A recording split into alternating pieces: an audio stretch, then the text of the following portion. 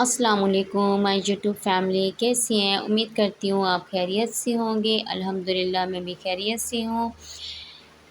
میرے چینل پر اگر آپ نیو ہیں تو سبسکرائب کریں، لائک کریں، شیئر کریں۔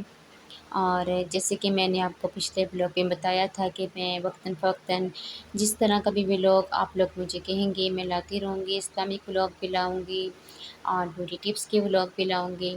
تو آج میں نے سوچا، میں نے بھی نماز پڑھی تھی تو میں نے سوچا نماز کے بعد ہی مجھے خیال آیا کہ میں آپ لوگوں کے ساتھ بھی جو ہے وہ نماز کا بلاگ جو ہے وہ آپ کے ساتھ شیئر کرتی ہوں کہ نماز دراصل انسان غفلت کی بنا پر جو ہے نا وہ نماز نہیں پڑھتا۔ نماز انسان پڑھتا ہے لیکن بس تھوڑی سی غفلت کر لیتا ہے جس کی وجہ سے اس کی نماز رہ جاتی ہے، اور نماز جو ہے وہ غفلت کا علاج بھی ہے۔ آج ہم یہ بات پر ڈسکس کریں گے کہ نماز کیا ہے اور وہ غفلت کا علاج کس طریقے سے اس میں ہے۔ دیکھیے، نماز جو ہے وہ ایک اٹل حقیقت ہے۔ اللہ تعالیٰ کو ماننے اور اس سے اطاعت و بندی کا عہد کرنے کے بعد بھی آدمی سے اس کی نافرمانی جو سرزد ہو جاتی ہے تو زیادہ تر اس کی وجہ غفلت ہوتی ہے۔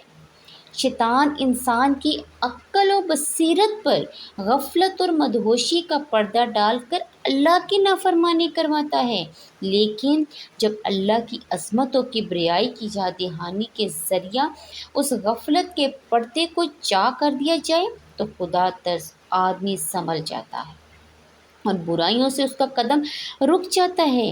فطرت انسانی کی ایک کیفیت کو قرآن مجید میں یوں بیان کیا گیا ہے: ان الذین اتقوا اذا مسهم طائف من الشیطان تذکروا فاذا هم مبصرون واخوانهم یمدونهم فی الغی ثم لا یقصرون۔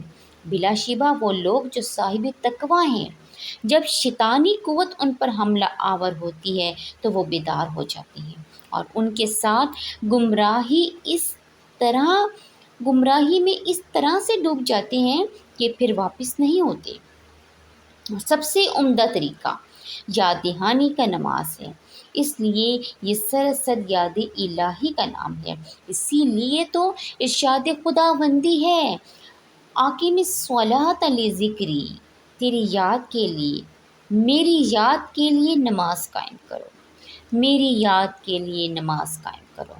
پھر نماز صرف زبانی یاد ہی نہیں بلکہ قلب اور زبان اور دوسرے تمام اعضاء بھی ایک ترتیب اور تناسب کے ساتھ یاد الہی میں حصہ لیتے ہیں اور اپنا اپنا وظیفہ کرتے ہیں۔ دل ہے جو، وہ اگر اللہ تعالیٰ کی عظمت اور کبریائی سے لبریز ہو تو زبان اس کی تسبیح و تقدیس میں مصروف ہوتی ہے۔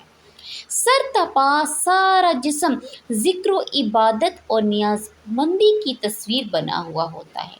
کبھی دستے بستہ ادا بجا لا رہا ہوتے، کبھی جھک کر اپنے آقا کو راضی کرنے اور منانے کی فکر میں ہوتا ہے، تو کبھی سجدے میں گر کر اپنی عاجزی، درماندگی، بندگی اور نیاز مندی کا آخری مظاہرہ کرتے ہوئے سر اپنے مالک کے قدموں میں ڈال دیتا ہے اور سجدہ شوق ادا کرتے ہوئے سبحان ربی الاعلیٰ، سبحان ربی الاعلیٰ کہہ کر اپنے رب کریم کی بڑائی کا اعلان کر رہا ہوتا ہے۔ جب یہ نیاز مندی کامل ہوگی تو انسان کے ظاہر و باطن پر چوٹ لگے گی جو بیداری کا سبب بنے گی، اور پھر جب اس نیاز مندی کا دن رات میں کئی بار مظاہرہ ہوگا تو غفلت کا سوال ہی پیدا نہیں ہوگا۔ بہرحال یہ نماز کی تاثیر تب ہی ظاہر ہو سکتی ہے جب نماز غفلت سے پاک ہو اور جسم، زبان اور دل کا ذکر ہو۔ اگر کوئی شخص نماز کا اہتمام اس کی تمام شرائط و آداب کے ساتھ کرے تو ممکن ہی نہیں کہ اس کے دل پر غفلت کی میل کچیل باقی رہے۔ نفس انسانی پر نماز کا جو اثر پڑتا ہے اور جس طرح آدمی کو بیدار رکھتی ہے کہ غافل نہیں ہونے دیتی، یہ حقیقت خود نبی کریم صلی اللہ علیہ وآلہ وسلم نے ایک حدیث میں سمجھا دی۔ آپ صلی اللہ علیہ وآلہ وسلم نے ارشاد فرمایا، حضرت ابو ہریرہ رضی اللہ تعالیٰ عنہ سے یہ روایت ہے کہ آپ صلی اللہ علیہ وآلہ وسلم نے فرمایا کہ جب تم میں سے کوئی شخص سو جاتا ہے تو شیطان اس کے سر کے پچھلے حصے میں 3 گریں لگا دیتا ہے، استغفر اللہ، اور ہر گرہ پر یہ پھونک مار دیتا ہے کہ ابھی بڑی رات پڑی ہے، سوتے رہو، سو جاؤ۔